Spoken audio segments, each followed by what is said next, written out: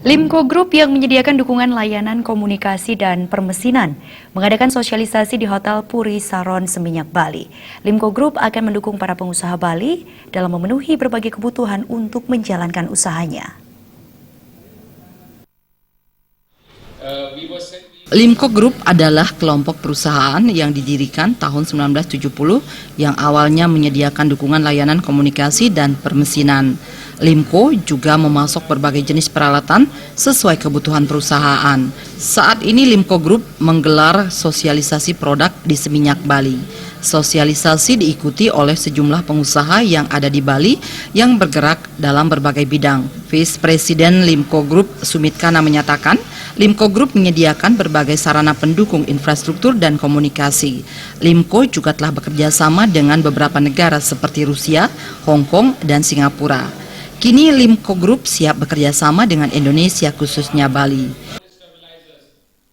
Limco is actually, we work with 4-5 countries. One is we work with Russia, Singapore, Hong Kong, and we also have a strong connections working with Israel because they are the defense country, and we work also, now we come to Indonesia, and we are here to establish our company and to start the operations. It's very good. We see a lot of people from the hotel industry, from the spas, villas, infrastructure support, they are here.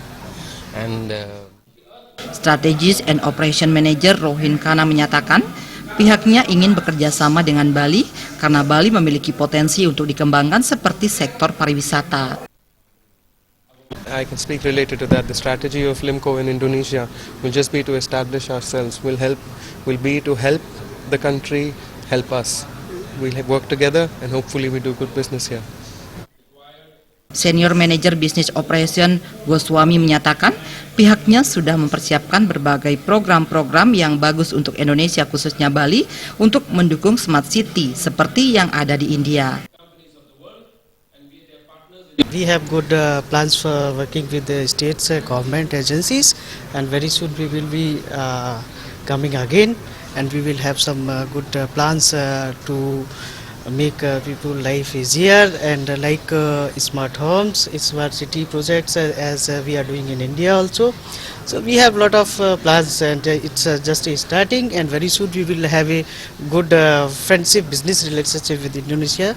That's all. So hope we all will go. Thank you. Sosialisasi juga menghadirkan narasumber Prabu Dharmayasa yang memberikan petunjuk cara membaca Bhagavad Gita. Gus Ngurah, Bali TV.